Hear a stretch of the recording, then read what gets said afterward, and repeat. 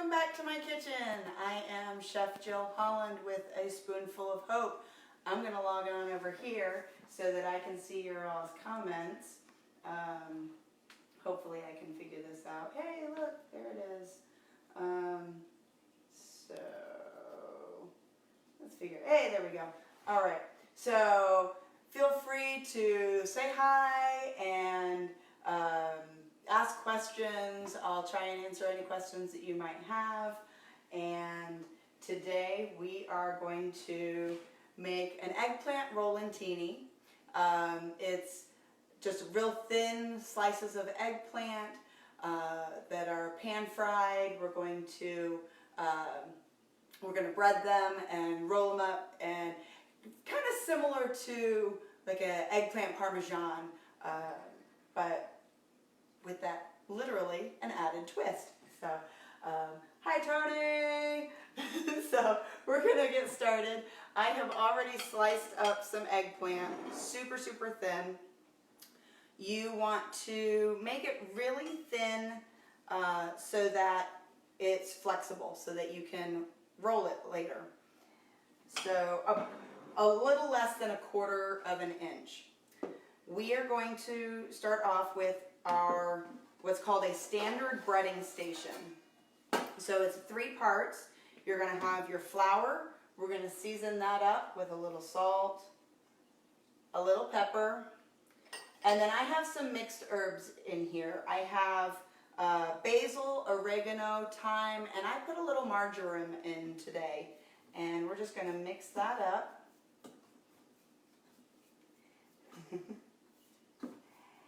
And hi Colette, nice to see you.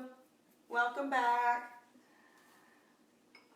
So now we're going to crack our eggs and put that in our second station.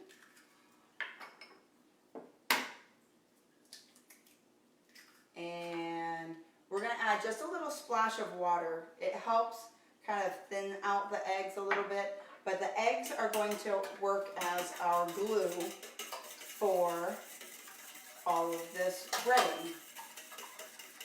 So the flour sticks to the moisture of the eggplant, or whatever you're breading. If you're breading chicken, it works the same way.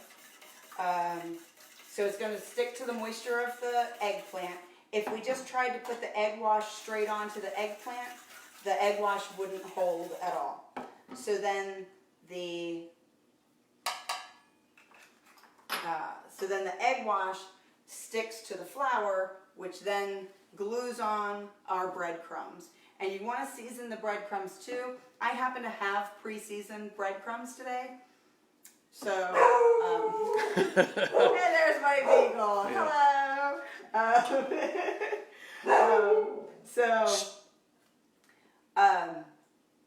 You can use panko breadcrumbs, which are going to help make a little bit. This is going to be entertaining today, folks. Sorry. Sammy, thank you. That's enough.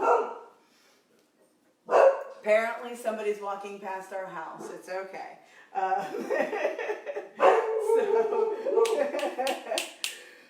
Yes, that is my 100%, well, he's beagle mix, but yes. All right, so when we go to bread our eggplant, you want to keep one hand for your dry ingredients and one hand for your wet ingredients.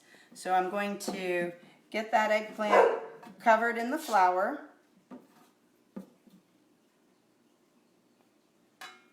And then I'm going to take it and I am going to put that in my egg wash, and I switched hands.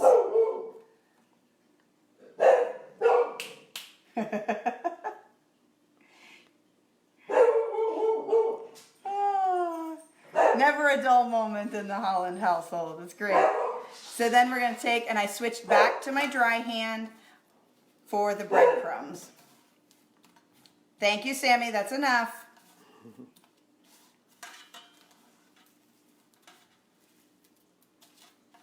All right. So we have that completely covered in breadcrumbs. And like I said, we can, oh good, he's going to join me in the kitchen too now. Great. It's going to be fine. So I was saying a little bit earlier that you can use the panko, which is a Japanese style breadcrumb, and that gives you actually a really crispy texture. So we've got that nice and coated in the flour. Just kind of shake off any excess, and then that's going into the egg wash.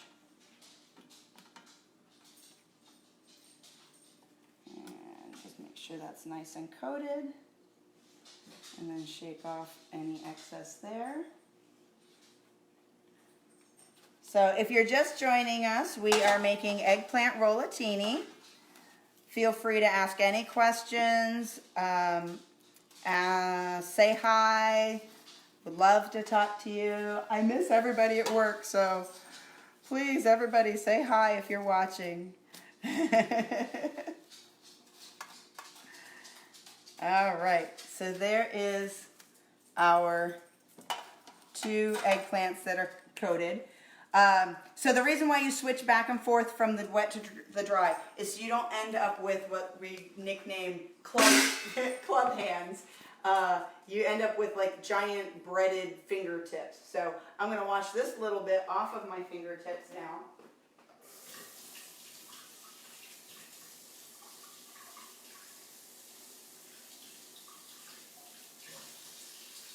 Sometimes having that breading on your fingertips, if you're frying things, it's actually a little convenient, but it's very, very messy. So, all right.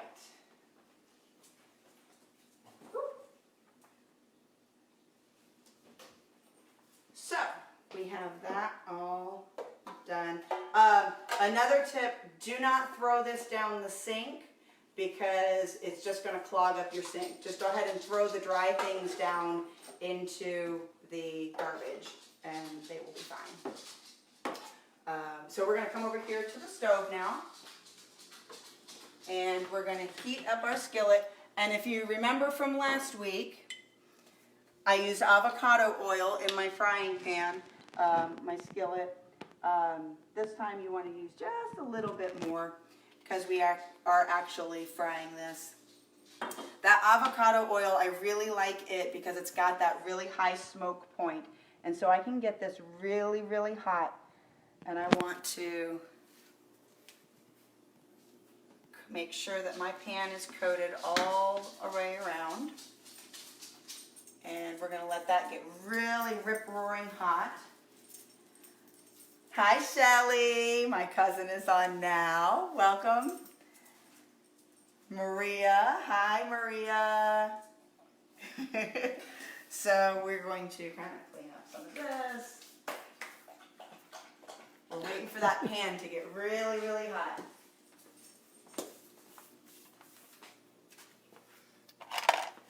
And so we're waiting for that oil. Remember, it's going to get kind of shimmery when it is hot enough. And I'm not touching that. I'm just feeling for heat. We're not there yet. So we're going to ask the beagle to get out of the kitchen. Go on. Go on.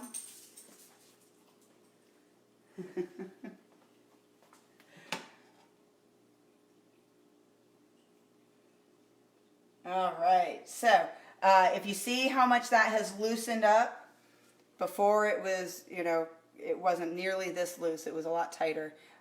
So it is definitely, and I can feel the heat now. So I'm going to give it just a couple more seconds. Let it recover. In the meantime, so what I have over here, I took one jar of the the tomato basil soup for good, and I put it in a pot. I wanted to kind of reduce it down a little bit so that it's more sauce-like and not as soupy, because we're using it as a coating today. So yay, our pan is really, really hot now. So I'm going to take this and Be real careful when you lay this in there.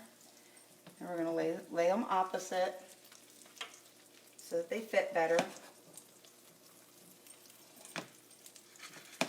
And we're just getting, probably could have had a little bit hotter pan. It's okay. So the hotter your pan is, the less oil is going to be absorbed up into your eggplant. Eggplant is very spongy, so it is going to absorb the oil. So I just want you to be aware of that. Hi Gail, nice to see you. I miss you. All right, so this is looking really nice. And you can see how it's browning up. My breadcrumbs are whole wheat breadcrumbs, so they're already a little dark, but you can see the difference in the tone on that. You'll really see the difference if you're using the Japanese style panko. And you don't want to burn. You just want that nice pretty golden. And then you're going to take this out and put that back on your pan. Okay. And then we're going to come back over here and we're going to stuff these so that they're delicious. Ooh. All right, my cameraman today again, thank you to my husband. He's pretty awesome. All right, so I know the recipe online isn't very specific. It's just got some kind of basic stuff, basic stuffings. Hi, can you get out of the kitchen, please? Go on, go on. Thank you. Yes, I always say thank you and please to my dog. I'm really weird. So today I'm going to put in a little bit of ricotta cheese. You want to start your stuffing down on the skinny end of your eggplant. And you will see why in just a few minutes. So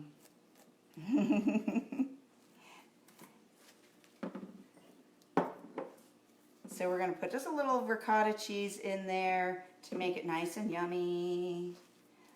And now it's going to be almost kind of like a eggplant lasagna or something. All right, so now I'm going to take some spinach leaves and we're going to just put those in there. And you always want, like, just really, you know, play with your fillings. You know, this is vegetarian. You can make this with chicken breast that you cut really, really thin. You have to cut it real thin just like you did the eggplant, but you can do the same thing with chicken. And then I'm going to take some red peppers and we're going to put those again on the skinny end. And I julienne these. So just that simple cut. We're going to add one more on here. And then one for the face. Because why not? Because this is my dinner I'm making, not a catering event. So I'm going to start at the skinny end. Hi, Patty. Good to see you. I'm starting at the skinny end and I'm rolling it towards that thick end. If I had started at the thick end, the skinny end would not be able to hold everything in. And you see that I left the space because if you see how that spinach is kind of crawling, it wants to go to that end. So you really want to keep, and then just kind of smush it down just a little bit so that it stays in place. Wow, I filled that one up good. Yummy. That's going to be a great dinner for me. All right. So those are nice and beautiful. And now we're going to come over here to our tomato basil soup, our soup for good. And like I said before, I reduced this down just a little bit, just really low heat for probably about 20, 30 minutes or so. And I'm going to take that and I'm going to just spoon that right over top. Doesn't that look so good? I love it. Yum. Can't wait. All right, I'm going to give my hands a little brush. Okay. And then I'm going to top these with, you can top it with Parmesan. I have a little mozzarella in here also, shredded mozzarella. Delicious. And I have my oven heated up to 350 degrees. If you can't tell, I like cheese, so, you know, we're going to top that off. And then we're going to put that in the oven for just a few minutes to get that nice and melty. And cheese on my fingers. And we'll get that nice and melty and delicious. And Sammy is actually being pretty good. Yay. So, like I said, if you guys have any questions or suggestions for any future Facebook Lives, let me know. We'll try and get different recipes. I might, I'll take suggestions. What do you guys have at home right now? I'll try and make a recipe with what you have, and that can be fun. So we're waiting for that to get nice and melty. Just a couple more minutes. You can also put that under the broiler, and that's going to, but keep a close eye on it because those breadcrumbs will burn pretty quickly under the broiler. All right, just looking to see who else. Say hi if you're on. I'd love to see you. Tony says, did you use a mandolin to slice the eggplant or just my mad knife skills? This time it was my mad knife skills. I started trying to use my mandolin, but my eggplant was actually too wide for my mandolin. So I ended up you have to use a really, really sharp knife and be careful. Hi Danielle, nice to see you. And for cutting the pepper, once you have your piece cut off, put the skin side down. That's going to help you cut it even easier. If you're trying to cut through that skin first, there's a big chance that your knife is going to slip. You can end up cutting yourself, or it just makes life miserable. So just flip that piece of pepper upside down and you'll be okay. Patty says, I came in late. What was the white stuff under the spinach? That was a little bit of ricotta. How do you know the eggplant is ready to cook? Is there a time you should wait? Does it matter? As in, is it ripe? I'm not quite, or are you talking about when I'm pan searing it? If you can elaborate a little bit on that, Maria, I will be more than happy to answer that. Hi, Judy. Good to see you. So as far as like, if you're talking about if it's ripe, if it's in the store, it's going to be fine. But when you're pan searing it, you're going to see the breadcrumbs kind of change color. You don't want them too dark. You just want them a little golden brown, if that's what you mean on that, Maria. So, couple more seconds. Let's take a peek.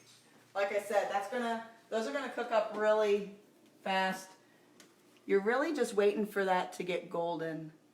I might actually turn the broiler on. I think I'm gonna do that.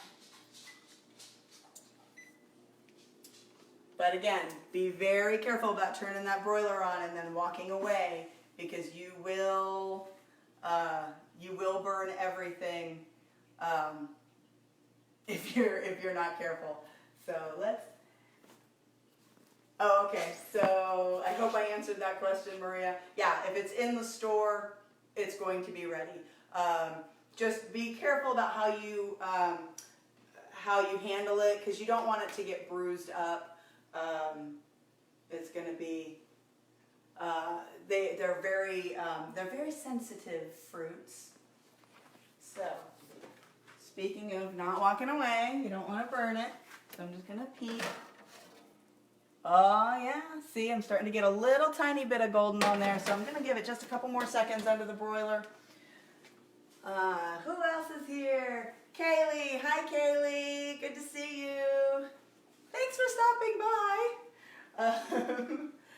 by. So while we're waiting for that, don't forget you can also go to aspoonfulofhope.org.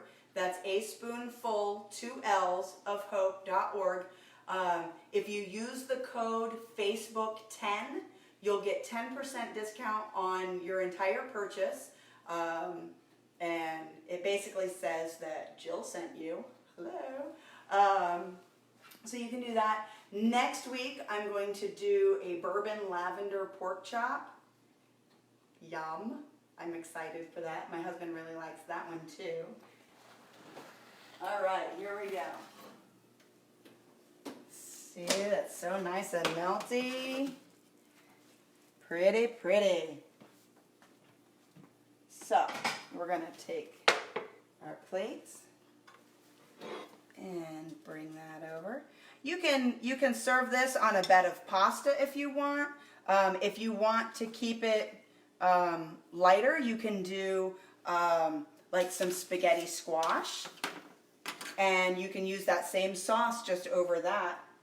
So let's give this a little cut into and see. You should be able to see that nice roll. That nice spiral through the middle until I squish it. Oh, there we go. So we've got all that. Pretty, pretty. Here, I'll turn it towards you. Pretty, pretty. All right. You're welcome, Danielle. Danielle's saying, thank you for a vegetarian option. She missed the part where I said, make this with chicken, too. So, I really like this dish. I know the gals at work, especially the vegetarians, always appreciate this. So, we're going to take a little bite, of course. Hey, guess what, Maria? I forgot to take a picture again.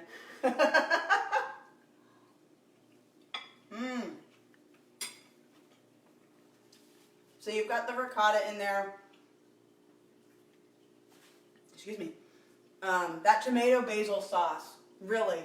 Like, that soup is so versatile. You can use it as that sauce. Just simmer it down just a little bit. It doesn't take long to do that. And you can use it for all kinds of stuff. I diced some peppers also. You can top it off with that to make it even look pretty. So, there you go. Beautiful. All right. So, thank you again, everyone, for stopping by. I hope this is a nice option for you. Give me suggestions. Let me know what you wanna see. Next week we're gonna do the bourbon lavender pork chop. That'll be fun.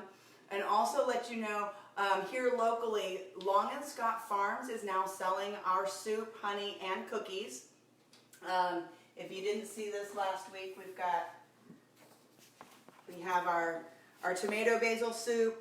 We have 3 flavors of honey: wildflower, palmetto, and orange blossom. And then our shortbread cookies also. And we've got the little honey bears too that are available. Also, if you tune in on Tuesday to West Channel 2 News, they are doing a telethon for Second Harvest Food Bank. So check them out on Tuesday, April 21st. We appreciate you stopping by. Everybody be safe. I can't wait to see you again next week. Be safe, stay healthy, wash your hands. Love you guys. Bye.